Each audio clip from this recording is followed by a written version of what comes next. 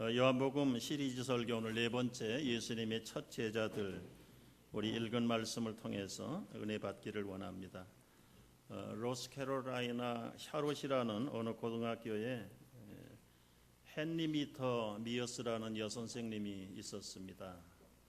이분은 전공이 화학 과목인데 자기의 고등학교 학생들에게 자기 시인이 믿는 그리스도를 따로 모여서 전하고 그리고 양육하기를 시작을 했습니다. 그 가운데 빌리 그레임이 나왔고 또 CCC의 창설자인 빌 브라이트도 그 미어스 여사의 제자였습니다. 그뿐만 아니라 400명의 풀타임 전도자들이 나왔고, 제가 이름을 기억 못하는데 수십 년 동안 이 미국의 양원 원내에서 목회를 하는 원목의 위대한 인물도 그의 제자 가운데서 나왔습니다. 한 사람이 신실한 그리스도인을 통해서 세계 역사를 바꾸는 사건이 한 여성도에게서 일어난 것을 봅니다. 우리가 이런 면에서 볼 때 우리 주일학교 교사들이 얼마나 위대한 일들을 하고 있는가. 보기에는 참 철없는 학생들이지만은 때로는 숫자가 작을지라도 그 아이들이 장차 미국과 세계 역사를 바꿀 수 있는 위대한 인물이 나오지 말라는 법이 없는 줄을 믿습니다. 마찬가지입니다. 많은 사람들을 우리가 양육하면 좋겠지만 예수님도 많은 사람 상대하지 않았습니다. 예수님이 고작에서 많은 사람 상대해서 설교한 것은 소위 말하는 5,000명 앞에 놓고 설교한 거 한 번, 두 번 정도입니다. 나머지 예수님의 공생의 3분의 2 이상이 12제자 아니면 1대1로 소수들에게 집중되어 있다는 사실을 우리가 복음서를 통해서 배우게 됩니다. 병 고치는 사건, 귀신을 쫓아내주는 사건, 기적을 행하는 사건도 사실은 1대1로 하셨습니다. 이 소수를 향하신 그 예수님의 집요한 사랑, 이것이 제자 훈련의 핵심입니다. 여러분, 우리가 목자가 되어서 목녀가 되어서 여러분들의 목원이 없을지라도 또 작을지라도 결코 낙심하지 않기를 바랍니다. 적어도 예수님처럼 3년 6개월은 해보고 된다 안 된다 이 얘기할 수 있어야 되겠고요. 우리가 예수님이 3년을 투자해도 12명 제자들 어떻게 됐습니까? 결정적인 순간에 다 도망가고 없었습니다. 실패하는 것 같았지만 그러나 결코 그들은 다 돌아온 사람들이 되었어요. 그런 뜻에서 우리 교사들이나 우리 목자 목녀들이 조그만 일에 낙심하지 말고, 또 그런 뜻에서 오늘 2시부터 있는 우리 훈련에 꼭 참여하시기를 바랍니다. 목자들, 목녀들 하면 우리가 힘을 얻어야 됩니다. 여러분, 사람은 누구나 스승을 가지고 있고 또 오래되면 본인이 원치 않든 원하든 우리도 스승의 자리에 서게 되는 것입니다. 요즘 말로 말하면 멘토와 멘티가 있는 사람은 행복한 사람이고 존경받는 사람이 될 것입니다. 여러분, 본을 받고 따라갈 수 있는 스승이 있다는 것이 얼마나 우리에게 행복합니까?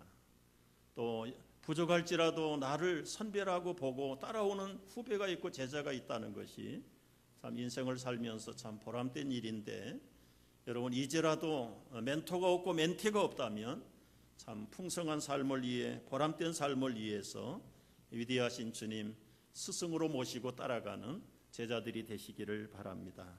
오늘 말씀은 예수님이 선택하셔서 세우시는 첫 제자들을 맞아들이는 그런 소개의 장면이 오늘 말씀의 대목입니다.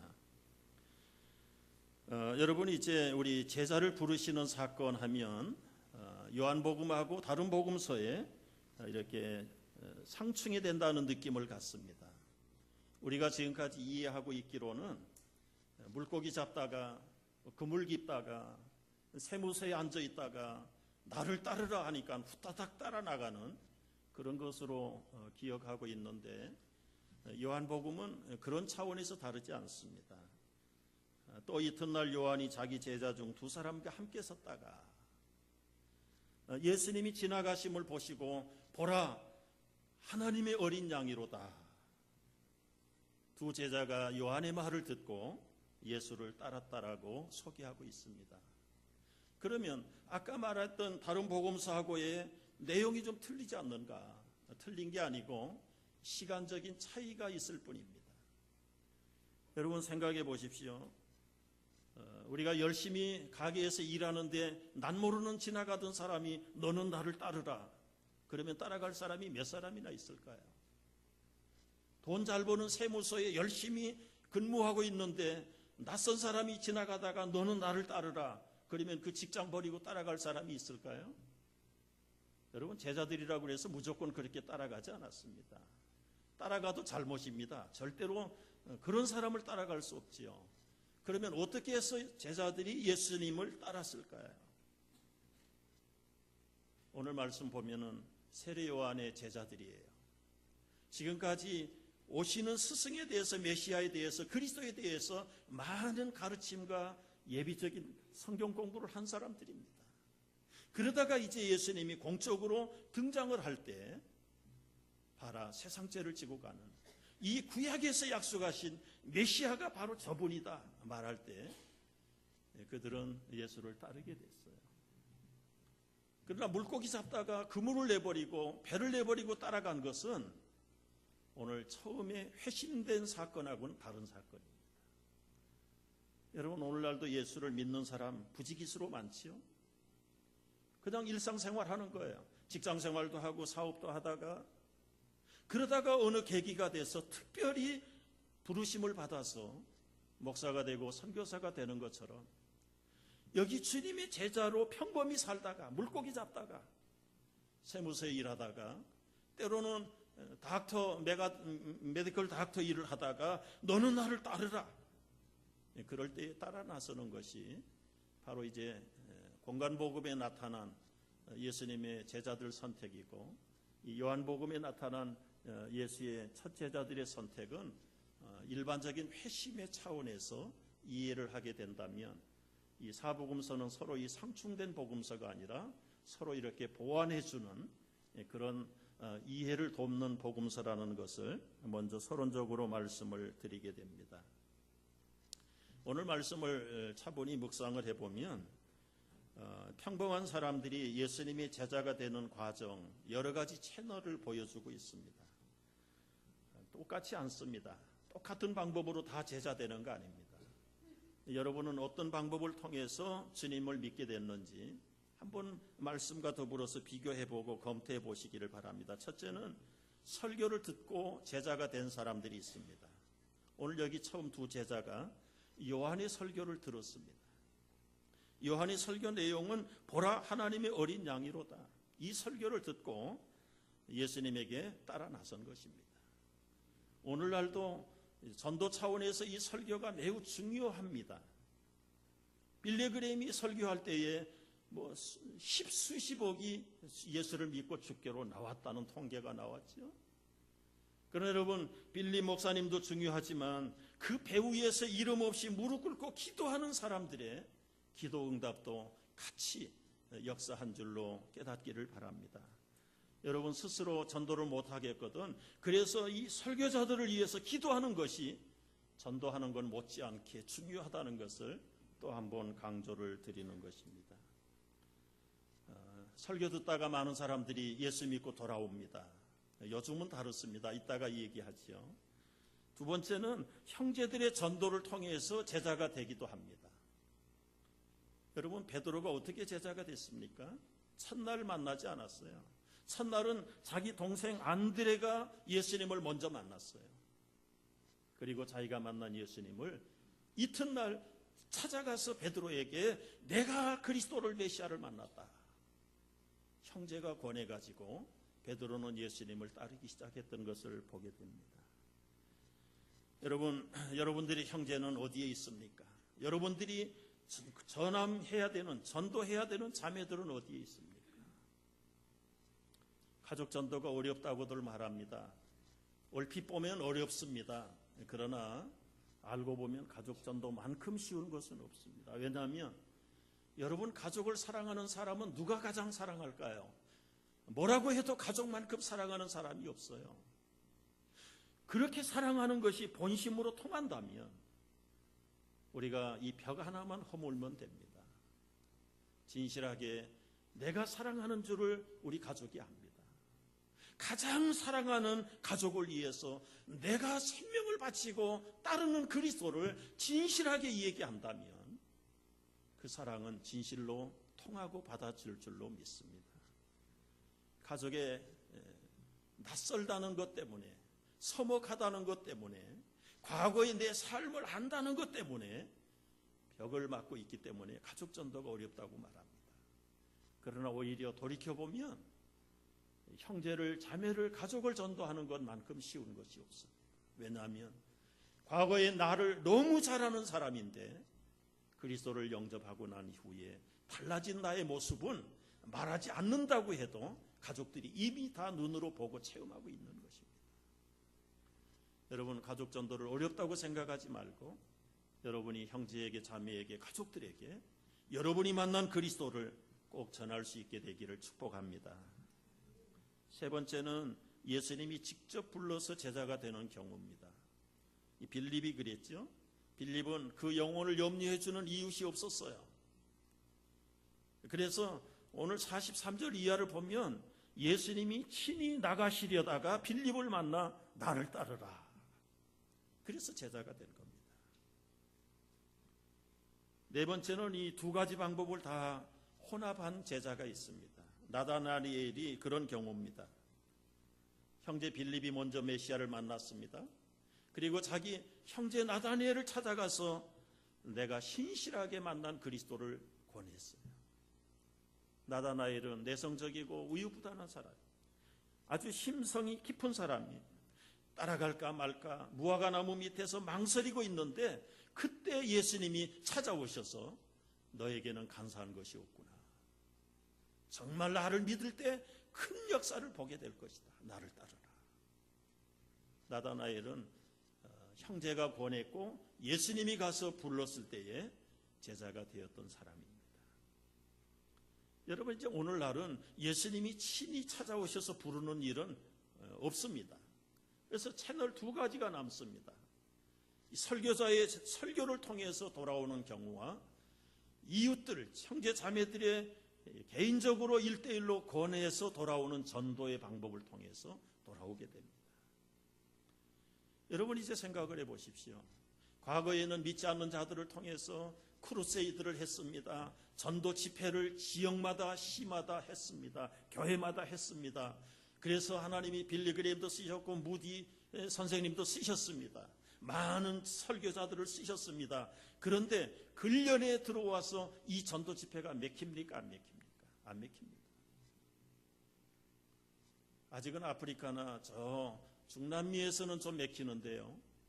유럽이나 그리고 미주 땅이나 한국 땅에서는 이 부흥 전도 집회라는 게 이제는 맥히지 않는 지가 벌써 10수년, 20년 넘어갔어요. 그래서 지금 유럽 교회가 한 가지 패턴만 고집하고 있다가 문을 닫기 시작을 한 겁니다.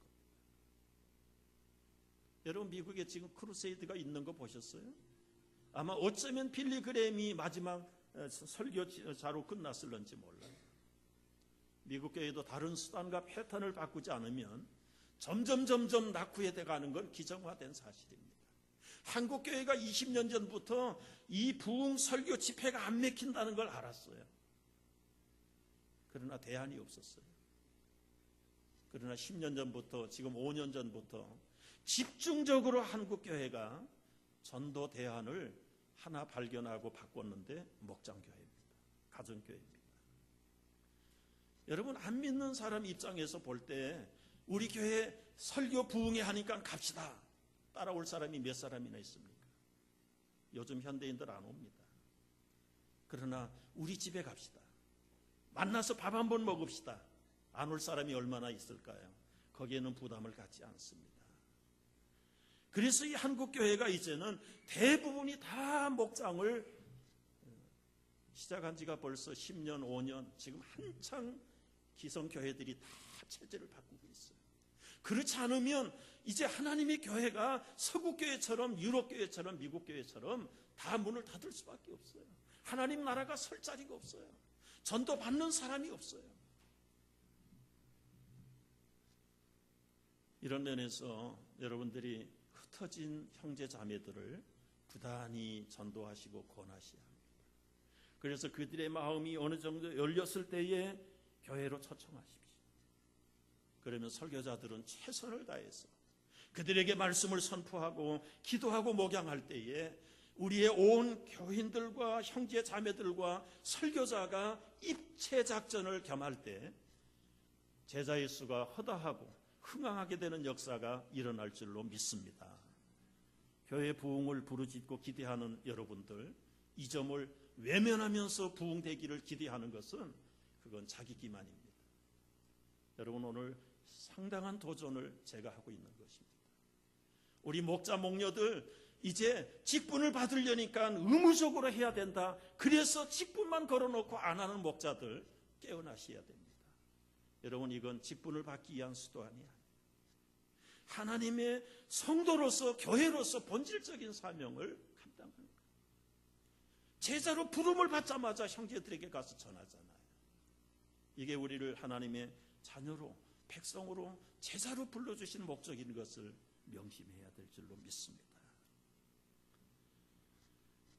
한 군데 말씀을 통해서 우리가 낙심하지 않기를 바라는 것은 오늘 여기 요한의 입장입니다. 이튿날 뭐라고 그랬죠? 35절에 보면 요한이 자기 제자 중 두 사람과 함께 섰다가, 여러분 이 두 사람과 함께 섰다는 대목에 집중해 보셔야 됩니다. 그동안 세례 요한의 설교를 듣고 메시지를 듣고 회개한 사람이 얼마나 될까요?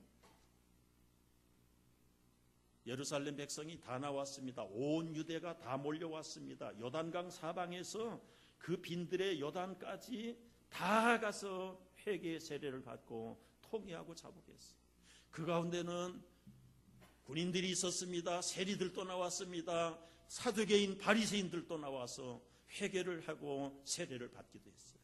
심지어 헤롯 임금도 1대1로 만나서 복음을 전했습니다. 그런데 정작 예수를 따르는 제자는 몇 사람 남았습니까? 다 어디 갔습니까? 두어 사람만이 예수님의 제자로 따라났습니다.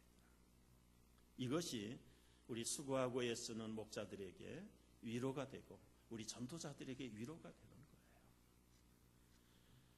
여러분, 그 당시 같으면 온 나라가 뒤집어질 것 같은데 정작 예수님이 나타났을 때는 대다수의 소수들은 자기 육신의 배를 채우기 위해서 예수를 따르지 예수님의 제자가 되기를 원하는 사람들은 극소수였다는 사실은 우리에게 많은 위로가 됩니다. 여러분, 애를 쓰고 기를 쓰고 정성을 다해서 피곤하고 분주한데 때로는 여유가 없는데 주머니를 털어서 음식 준비해놓고 기대하는데 목원들이 안 온다. 얼마나 기대가 실망이 됩니까? 이 목자를 해야 돼, 목녀를 해야 돼, 말아야 돼. 어느 목녀는 그런 얘기를 했어요. 끓여놓은 국솥을 들고 가서 그 집 앞에 가서 다 쏟아버릴까? 인간적으로 얼마나 실망이 컸으면 그런 생각을 다 해보겠어요. 그러다가 낙심하고 그저 접어버리는 목자 목녀도 여러 명 있는 거 제가 알아요. 그러나 여러분, 이제라도 낙심하지 마세요. 예수님처럼 그렇게 전지전능하신 스승께서 3년 6개월을 풀타임으로 쏟아서 양육했지만 12제자들의 결과가 어떻게 됐습니까? 결국은 기대 이하입니다. 다 뿔뿔이 도망가 버리고요. 그래도 예수님 포기하지 않았습니다. 그랬더니 결국에는 다 돌아왔어요. 언젠가 오래전에 우리 교회에 믿지 않는 남편이 있어요. 그 아내 집사님은 열심히 믿는데 따라서 목사도 또 때로는 목사도 그 남편을 위해서 정성을 다 쏟는데 1년에 몇 차례 나와가지고 이렇게 쳐다보는 눈빛이 아주 못마땅한 눈빛으로 쳐다봐요. 교회가 목사가 자기 가정을 마치 박살내는 것처럼 아내를 불러내가지고 잘못된 길로 인도하는 것처럼 삐딱하게 쳐다보는 그 남편. 그래도 포기하지 않고 목자들이 열심히 기도해요. 목사가 배후에서 기도해요. 결국은 우리 교회 떠났어요. 세월이 흐르고 오랜 시간 후에 우연하게 만났습니다. 제가 깜짝 놀랐어요. 사람이 180도가 바뀌어버렸어요. 그렇게 경계하고 교회를, 목사를, 신앙에 대해서 문외한같이 원수처럼 살던 사람이 이제는 열정적인 사람이 됐어요. 그러면서 그때 고백하는 거예요. 정말 목사님 보시기에, 목자들 보기에 저는 삐딱한 사람이었지만 그래도 나를 위해서 관심 가져주고 기도해주는 목사님과 목자가 있어서 오늘 제가 이렇게 됐습니다. 제가 조금만 얘기하면 누구라고 얘기할까 알 것 같아서 프라이버시 때문에 제가 드러내놓고 얘기하지 못. 외모가 180도 달렸고 그의 모든 인생의 진로가 완전히 영적으로 바뀌어버렸어요. 계속